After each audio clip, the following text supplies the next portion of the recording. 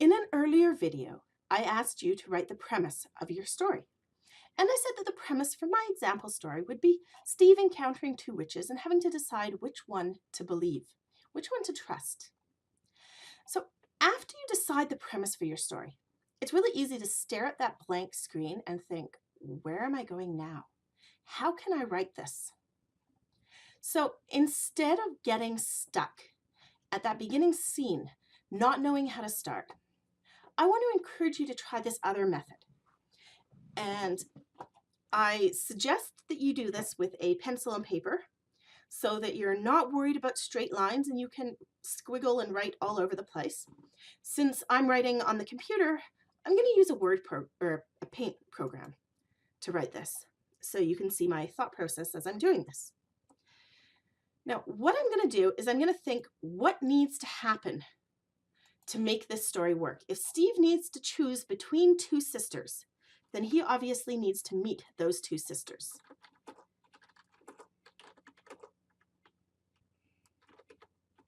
So Steve needs to meet witch number one, and Steve needs to meet witch number two. He also needs to make the decision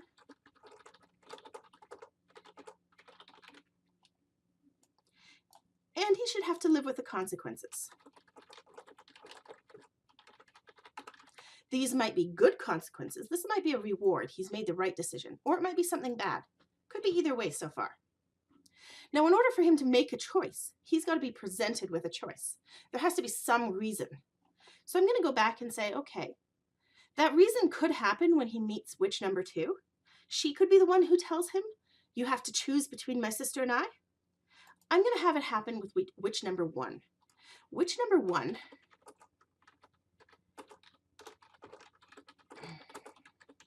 is going to ask Steve to fetch an object her sister stole. Well, this is an object she says her sister stole. Okay, so now that provides a good excuse for Steve meeting witch number two. He could be trying to steal that object.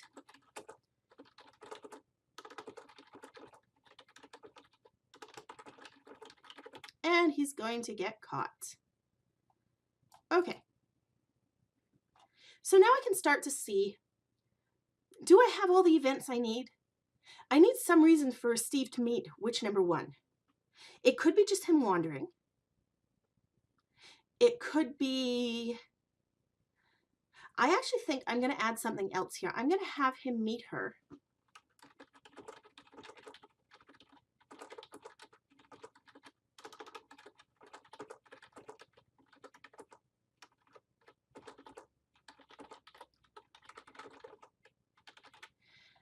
I'm going to have him meet her because he's sent there by somebody. He has been sent by a villager to get witch number one to stop poisoning the lake. And now she's going to say, sure, I'll stop, but you have to bring me this object my sister stole. He tries to steal it. He gets caught. He's going to meet witch number two. She's going to have to explain the story. She has to somehow convince him. We have to make this a difficult choice for him. So she's share her side of the story. Okay, then Steve has to make his choice. He's going to have to decide, who does he give this object to? Who does he believe? So maybe he's going to have to actually take possession of the object. And that could happen when he tries to steal it, or it could happen a little bit later. Or maybe he doesn't take possession of the object. Maybe witch number one comes too to find out why he hasn't brought the item back. And he has to defend witch number two against witch number one. Or alternatively, help her attack witch number two. Somehow he's going to need to make his choice. I don't really need to figure that out right now. I could, but I don't need to. And he's going to have to live with the consequences. Now that I have this detail, I can go back, I can scribble more detail in there. I can decide more about, Steve has to find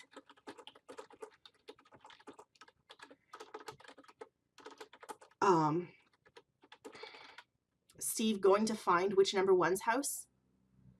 I could say that Steve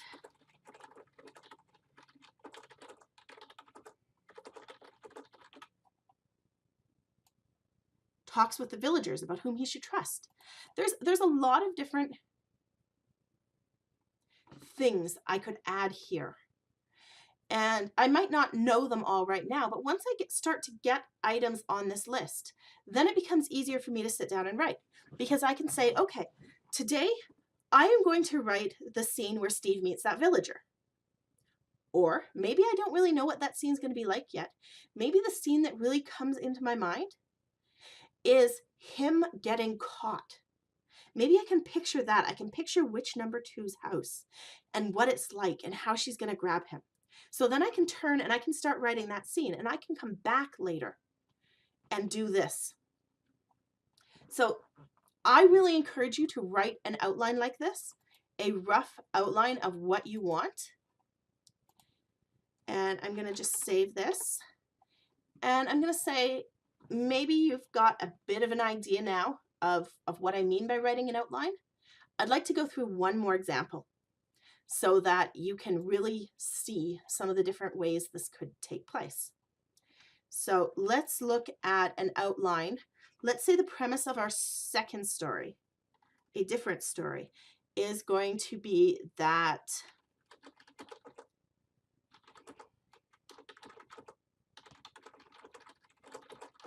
Steve is lost on an island and he needs to get off the island. So the obvious thing he's going to need to do at some point is he's going to build a boat and he's going to leave the island. And if I'm nice, I can also include that Steve is going to arrive at land. Now, this would be a very, very short story, right?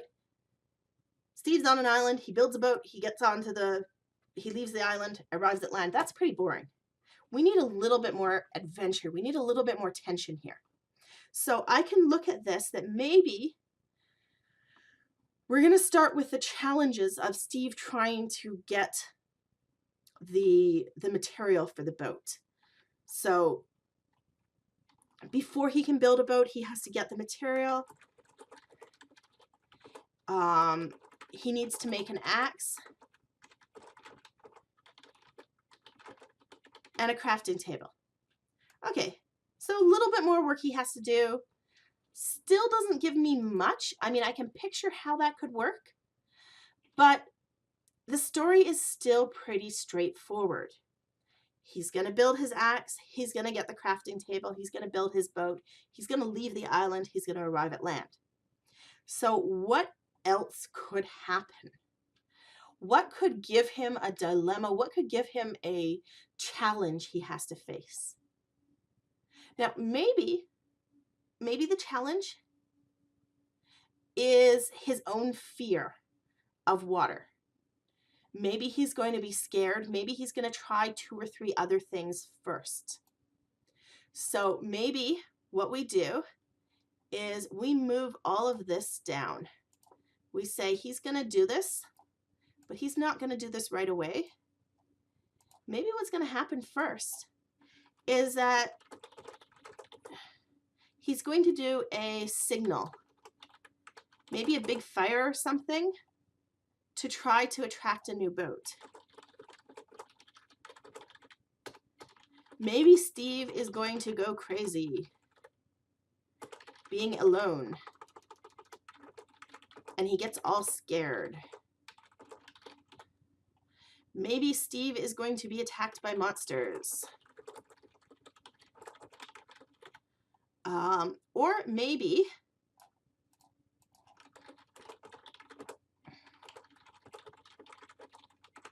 he's going to decide to live on the island.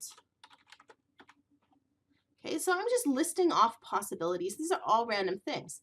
Now, if all of these happened, it's going to be a bit of a longer story. It could still happen.